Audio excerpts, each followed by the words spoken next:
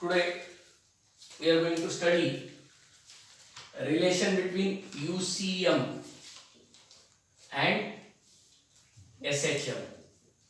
UCM and SHM. This is very important article from the point of view of understanding this concept. So let me first explain. First of all, you will think that UCM takes place on a circular path, and yesterday I have told you in the previous lecture that SHM is taking place along a linear path. So paths are different, and then still I say that there is a relation. And now you will be inquisitive enough to know what is the relation between these two. आप लोग ये जानना चाहोगे कि ये दोनों में क्या समानताएं है, क्या रिलेशन है, रिलेशन कैसे बनता है, क्योंकि दोनों के पाथ्स अलग अलग है. यूसीएम सर्कुलर पाथ पे होती है और एसएचएम जो है वो लीनियर पाथ पे होती है. फिर भी दोनों में रिलेशन कैसे हो सकता है? तो मैं आपको दो चीजें उनमें से समानताएं बताता हूं. दोनों पीरियोडिक मोशंस है. समानताएं देखिए, दोनों पीरियोडिक मोशंस है. पीरियोडिक कैसे है? तो periodic in space and periodic in time, ऐसे दो प्रकार की पीरियोडिसिटी होती है. डबली पीरियोडिक मोशन है दोनों में. Doubly periodic, periodic in space, periodic in space. Periodic in space मतलब पार्टिकल अपनी उसी जगह पे फिर से आते रहता है, कंटिन्यूअसली आते चलता है. If A particle is performing uniform circular motion, it will come back to the same position again and again. That is periodicity of space. And periodic in time, it will take the same time to come back to the same position again. So this is periodic in space and periodic in time. वो उसी जगह पे अनेक बार वापस आते चलेगा, फिर उसी जगह पे आते चलेगा, इसलिए इसे पीरियोडिक इन स्पेस कहा जाता है. और एक रिवोल्यूशन कंप्लीट करने के लिए जो टाइम लगता है वो हर बार सेम रहेगा, इसलिए इसे पीरियोडिक इन टाइम कहा जाता है. ऑसिलेशन में भी वैसा ही होता है. समझो पार्टिकल एक्सट्रीम पोजीशन से स्टार्ट हो गया, यहां से आके फिर यहां चला आएगा, एक ऑसिलेशन कंप्लीट हो गया, उसी जगह पे दोबारा आ गया, फिर से जाके फिर आएगा, उसी जगह पे दोबारा आ रहा है, मतलब हर बार वो उसी जगह पे फिर से रिटर्न आ रहा है. इसका मतलब ये पीरियोडिक इन स्पेस है और हर ऑसिलेशन के लिए टाइम सेम चाहिए, इसलिए ये पीरियोडिक इन टाइम भी है. तो ये मोशन डबली पीरियोडिक है, दोनों भी मोशन डबली पीरियोडिक है, periodic in space and periodic in time. अब दोनों के बीच में कैसा रिलेशन हम लोग एस्टैब्लिश कर सकते हैं ये देखिए. अब मैं आपको इसके बारे में डिटेल में बताऊंगा. ये पूरा डिस्कशन आप लोग अच्छी तरह से समझ में लेना और कल के इक्वेशंस में और इनमें से समानताएं आपको समझ में आ जाएगी. You will find similarity between the previous equations that we have already studied. Now consider a particle performing circular motion along this circle. I treat this as x-axis, one diameter as x-axis, another diameter as y-axis, and origin being the center of the circle. Origin ये circle का center है और ये यहाँ से particle circular motion perform कर रहा है. इस circle को कहा जाता है reference circle. This circle is called reference circle, and the particle which is performing uniform circular motion is called a reference particle. अब ये particle यहां से स्टार्ट होता है, ऐसा हम लोग मान ले, इसको हम कहेंगे इनिशियल पोजीशन P नॉट. यहां से मोशन स्टार्ट करता है और y एक्सिस के साथ उसका एंगल मैं लेता हूं alpha. P not is the initial position of the particle. P not is initial position of particle. यहां से पार्टिकल मोशन स्टार्ट करता है और एंटी क्लॉकवाइज डायरेक्शन में ओमेगा इतने एंगुलर स्पीड से वो घूम रहा है. Omega is the angular velocity. This particle is performing uniform circular motion. UCM it is performing. This particle is called reference particle P. अब पार्टिकल यहां से निकलता है और t टाइम के बाद ये पार्टिकल इस पोजीशन पे आ जाता है, P पोजीशन पे. P is the position at time t. Position at time t. देखिए यहां से शुरू किया था उसने, मतलब t0 पे उसकी पोजीशन P नॉट थी और पहुंचा है P को. इनके बीच में इसने ये एंगुलर डिस्प्लेसमेंट कवर की है theta. Theta is the angular displacement in time t. तो यहां पे मैं लिख सकता हूं theta is equal to angular displacement, angular displacement, and t will be the time. t will be the time. अब आप you are aware that omega is equal to rate of change of angular displacement with respect to time. Omega is the angular velocity. Omega is equal to theta upon t, or you can say theta is equal to omega t. Theta is equal to omega t.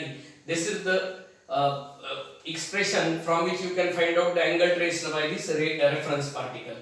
Now this particle P is performing UCM. Now I am going to draw its projection on x-axis. This is the projection on x-axis, and its position is x from the origin. X is the position, displacement of the particle m. This is particle m, which is the projection of P on its diameter. P से मैंने एक perpendicular डाला हुआ है diameter पे.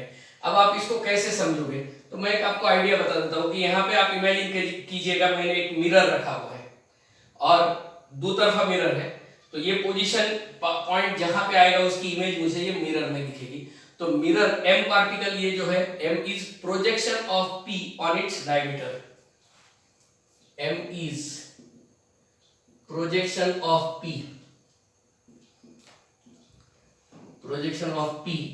on the diameter of the circle. On the diameter of the circle. Diameter of the circle. Here M is projection of P on its diameter. Now, as the particle P is moving along this circle, you can see that its projection on diameter is moving between these two positions A and B. Now you will ask me, sir, how does it happen? Suppose it is at the position P, the projection is at M. This moves along P to A, the projection also moves from M to A. Now it moves from A to, suppose, this point, the projection is moving from A to O. When it is moving from this point to B point, the projection is moving from this. So particle is going to move to and fro forward between A and B. See, particle P is performing UCM, particle M is oscillating along the path AB with O as the main position. So there is a relation between motion of P and M. P is performing UCM, M is performing oscillatory motion. I have not told SHM. We are going to see whether it is a SHM or not. We are going to establish this is going to be an SHM, but it will be revealed afterwards. Now I have to find out an equation for x. See, this total angle is alpha plus theta, that is omega t plus alpha. This angle will be same. It will be an alternate angle and it will be omega t plus theta. Here I can write angle OPM is equal to theta plus alpha, or I can write omega t plus alpha.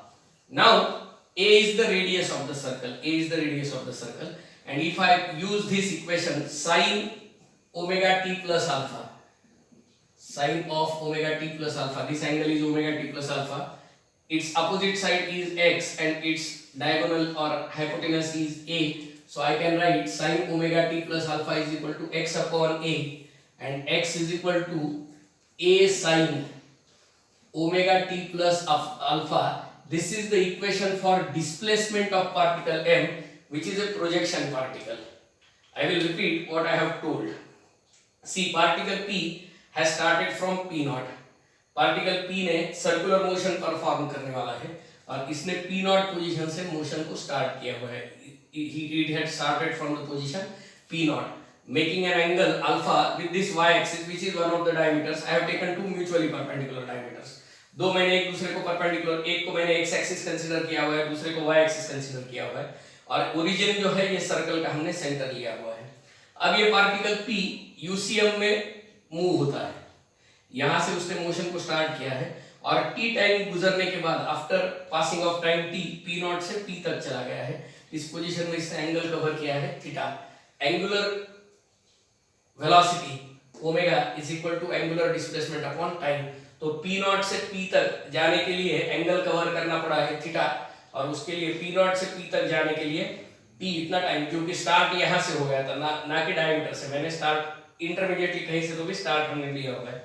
तो अब यहाँ से इसका मैं projection, हर बार P ऐसे अपनी position जैसे change करेगा, उसका projection means perpendicular, foot of perpendicular हम लोग इस डायमीटर पे लेंगे, AB डायमीटर पे. AB diameter is treated as x axis.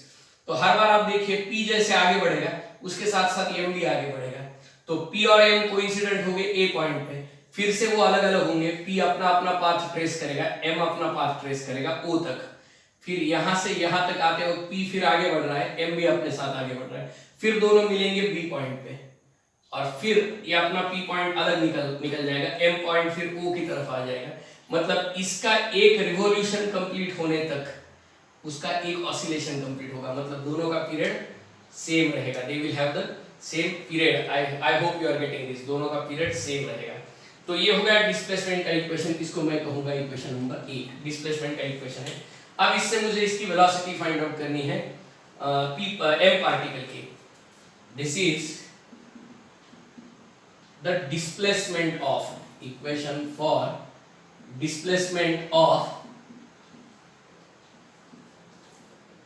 displacement of particle m. Particle m, as you are aware, particle m is projection of UCM on its diameter. Now I want to find out its velocity. Velocity is rate of change of displacement with respect to time, dx by dt. और अब हम इसकी derivative ले लेते हैं, d by dt of a sine omega t plus alpha, A sine omega t plus alpha. अब यहाँ पे a मतलब ये सर्कल की रेडियस है, हर पोजीशन में वो कांस्टेंट है, तो इसको बाहर ले लेते हैं, और sine omega t plus alpha की डेरिवेटिव आ जाएगी cos omega t plus alpha, और फिर से चेन रूल के लिए यहाँ ओमेगा अपीयर होगा, तो वेलोसिटी के लिए एक्सप्रेशन आएगा a omega cos omega t plus alpha. ये एक्सप्रेशन हो गया वेलोसिटी का। पार्टिकल m की वेलोसिटी इस इक्वेशन के अनुसार होगी, डिस्प्लेसमेंट इस इक्वेशन के अनुसार होगी, वेलोसिटी इस इक्वेशन के अनुसार होगी। ये मिल गया मुझे x, ये मिल गया मुझे v। अब मुझे चाहिए इसका acceleration. I want to find out the acceleration of the particle. देखिए पार्टिकल की डिस्प्लेसमेंट टाइम के अकॉर्डिंगली चेंज होती है, मतलब x is a function of t, similarly velocity is also a function of time, दोनों भी टाइम के accordingly change होते हैं। अब हम चलते हैं एक्सेलरेशन ऑफ पार्टिकल p। एक आखिरी पॉइंट मैं आपको इसका बता देता हूं, फिर आपको समझ में आ जाएगी कि ये बहुत आसान है। Acceleration of particle m, acceleration of particle m। अब एक्सेलरेशन फाइंड आउट करने के लिए a is equal to dv by dt लेना चाहिए हमने, फिर से इसकी डेरिवेटिव लेना चाहिए, मतलब d by dt ऑफ यहाँ आ जाएगा a omega cos omega t plus alpha, इसकी डेरिवेटिव लेना है। अब देखिए a सर्कल की रेडियस है वो कांस्टेंट है, omega is the angular speed of this particle p which is uniform UCM होने की वजह से ओमेगा भी कांस्टेंट है, और cos ओमेगा t की derivative minus sine omega t plus alpha आ जाएगी, और फिर से चेन रूल के लिए फिर से एक बार ओमेगा आ जाएगा। तो ये वेलोसिटी का डेरिवेशन देखिए, मैं ऐसा लिखता हूँ omega into omega is omega square, यहाँ बचेगा a, और आगे लिखता हूँ मैं sign omega t plus alpha. ये मुझे मिल रहा है एक्सेलरेशन का डेरिवेशन, एक्सेलरेशन का डेरिवेशन मिल रहा है यहाँ पे, इसको मैं कहूँगा एक्सेलरेशन। अब आप देखेंगे a sin omega t plus alpha is the right hand side of the equation 1, a sin omega t plus alpha is the right hand side of equation 1। तो यहाँ पे मैं लिखता हूँ a acceleration is equal to minus omega square, and a sin omega t plus alpha can be replaced by x, and this is the expression for acceleration. ये हमें मिल गई है एक्सेलरेशन का इक्वेशन। अब आप कल देखे होंगे मैंने डेफिनेशन बताई थी, तो मैंने यहाँ से स्टार्ट किया था, और वहाँ पे मैंने आपको बताया था कि in linear SHM acceleration is directly proportional to displacement from the mean position. Acceleration is directly proportional to displacement from the mean position, and negative sign indicates that it is always directed towards the mean position, opposite to the displacement. Hence ये जो acceleration है particle m का acceleration आ गया है, और particle m जो linear SHM की condition है डिफाइन करता है। What is particle m? Basically particle m is projection of UCM on the diameter. मतलब अगर कोई पार्टिकल UCM करता है और उसके हर बार उसके पोजीशन का मैं प्रोजेक्शन लेता हूं किसी डायमीटर पे, तो ये मोशन कौन सी हो सकती है? वो होगी linear SHM, projection of UCM on its diameter. तो यहाँ पे मैं लिखता हूँ इंपॉर्टेंट स्टेटमेंट लिखता हूँ, projection of UCM, projection of UCM on its diameter is a linear SHM, is a linear SHM। इस तरीके से इन दोनों के बीच में हमने एक रिलेशन एस्टेब्लिश किया है। एक बार फिर से ब्रीफ रिवीजन कर लेते हैं तो आपको पूरी चीज फिर से समझ में आ जाएगी। अब मैंने आपको बताया था कि यहाँ पे मैंने हेडिंग दिया था UCM and SHM, UCM and SHM. तो आप पूछोगे कि दोनों में क्या रिलेशन हो सकता है, क्योंकि दोनों में तो कुछ समानताएं दिखाई नहीं देती। यूसीएम तो सर्कुलर पाथ पे होता है, एसएचएम लीनियर पाथ पे होता है, तो फिर दोनों में क्या समानता हो सकती है? आपके दिल में ये सवाल पैदा होना लाजमी है, जरूरी है वो, कि तभी तो आप क्यूरियस होके वो सवाल का जवाब देखेंगे। तो अब पहले तो दोनों में डिफरेंस ये है कि दोनों के पाथ अलग अलग है, ठीक है, मैं मानता हूँ। अब दोनों में कुछ तो सिमिलरिटी होंगी। सिमिलरिटी है उनकी पीरियोडिसिटी के बारे में, periodicity in space and periodicity in time, दोनों में पीरियोडिक मोशन है। तो अब यहाँ पे मैं इसका प्रोजेक्शन करने के लिए ये यूसीएम और एसएचएम का मैं रिलेशन अभी एस्टैब्लिश कर रहा था। तो देखिए, ए particle is performing UCM, particle P is performing UCM along the circle with radius A. Center O is treated as origin and I have taken two mutually perpendicular diameters. दो एक दूसरे को perpendicular diameters हमने लिए हुए। One is treated as x axis, another is treated as y axis. अब यहाँ से कहीं से तो मोशन स्टार्ट होगी, ये सर्कल पे कहीं से भी स्टार्ट हो सकती है। मैंने P नॉट ऐसा रेफरेंस पोजीशन लिया हुआ है, P not is the reference position, और पार्टिकल P नॉट से P तक आगे चला है। वैसे तो वो कंटिन्यूअस मोशन में रहने वाला है, लेकिन जब मैंने ऑब्जर्वेशन स्टार्ट किया था तो वो यहाँ से निकला था और मैं P तक उसको देखते रह गया, मैं उसको फॉलो कर रहा हूँ और उसका एक प्रोजेक्शन मैं उसके डायमीटर पे ड्रॉ कर रहा हूँ। जैसे समझो वो यहाँ पे आएगा तो प्रोजेक्शन O पे आएगा, A पे दोनों को फिर एक दूसरे पे कोइंसिडेंट होंगे, फिर यहाँ पार्टिकल P यहाँ आएगा तो M इधर आ जाएगा, उसका प्रोजेक्शन यहाँ आएगा और फिर ये दोनों यहाँ मिलेंगे इस तरीके से। जैसे ये देखिए, समझो P यहाँ से स्टार्ट हो गया होता तो P और M एक जगह थे, ये P ऐसा घूम रहा, आधा रिवॉल्यूशन हो गया, इसका आधा ऑसिलेशन हो गया, और ये B से A तक आने तक इसका आधा रिवॉल्यूशन कंप्लीट हो रहा है, फिर दोनों एक दूसरे को A पे मिल रहे हैं। मतलब उन दोनों का पीरियड कैसा होगा? सेम होना चाहिए। यूसीएम का और एसएचएम का पीरियड सेम होना चाहिए। ये सब चीजें आपको समझ में आ जाएगी। अब मैंने जैसे बताया कि यहाँ से निकला था पार्टिकल और थीटा इतना एंगल कवर करके टी टाइम में वो P पे पोजीशन पे पहुंच गया है। P is the position at any time t। अब ये कांस्टेंट है क्या? तो बिल्कुल नहीं है, टाइम जैसे बदलेगा ये पोजीशन हमेशा चेंज होती चलेगी। तो m यहाँ से मैंने प्रोजेक्शन लिया हुआ है।